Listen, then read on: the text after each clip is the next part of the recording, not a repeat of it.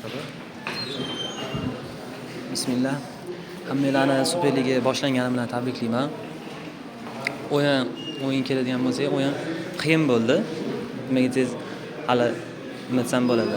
Hali komandalar tayyor emas, baribirga ham hali o'zining formasiga tushib olmagan, baribir qanchadir vaqtda tushib olishadi, lekin alhamdulillah yutdi. Eng g'alabisi xursand qiladigan narsa 3 ochko taqdim etdi Olmaliq jamoasiga.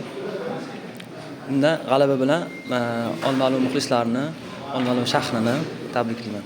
Sizni ko'ringiz uchun g'alaba goli bo'ldi. Bu jarayonda qanday o'zingiz his qildingiz? Конечно, вообще yoqimli narsa. Juda Mirzolarga ham bitta gaplari bor. Bunaqa narsalarni hech qachon pul bilan sotib ololmaysizlar, tushuntiradilar har doim. Haqiqatan ham shunaqa pul bilan sotib olmaydigan darajadagi emotsiyalar. Bugun olgan jamoani yangi mavsum oldidan maqsadlari qanaqa, tayyorgarlik qanaqa kechdi? Tayyorgarliklar juda chiroyli kechdi, juda normal, ajoyib bo'ldi.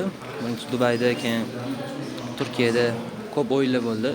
Komandaga keladigan bo'lsa, ancha yoshartirishgan. Yoshligiga yana ham ko'proq imkon berishyapti, yana ham sharoitlar qilib berishyapti yoshligiga. Klub rahbarlaridan, trenerlarimizdan ham minnatdorman men. Juda ham xursand qiladigan narsa nima desam bo'ladi. Komanda yoshlik uchun qayg'uryapti. Komanda yoshlik uchun o'sish uchun hamma sharoitlarni qilib beryapti.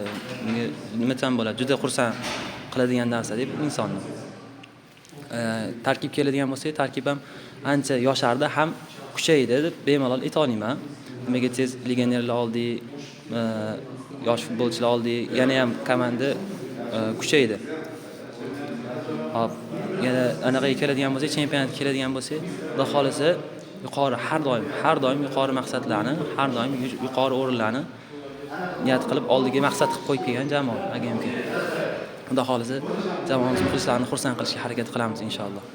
Mana shu bugungi uchrashuv so'ngida, ya'ni 10-15 daqiqa maydon tushgan bo'lsangiz ham dastlabki gol bo'ldi. Endi qochim deyiladimi? Bugun olganda biroz noto'g'ri savol bo'lishi mumkin. Joriy mavsum nechta gol yoki nechta assistmi, shu Galiboydisti bo'yicha plan qilasiz nechta? Taxminan soningiz. Taxminan qancha bo'lsa shuncha ko'p, endi qancha bo'lsa shuncha yaxshi. Degan trener qancha shans beradilar bilmayman, lekin maksimalni harakat qilib qo'ldan kelgancha, Alloh qodir qilgancha eng yuqori formada, eng yuqori darajaga chiqishlikni niyat qilaman, Alloh xolisa. Salomat Salomat bo'linglar. Tabriklaymiz.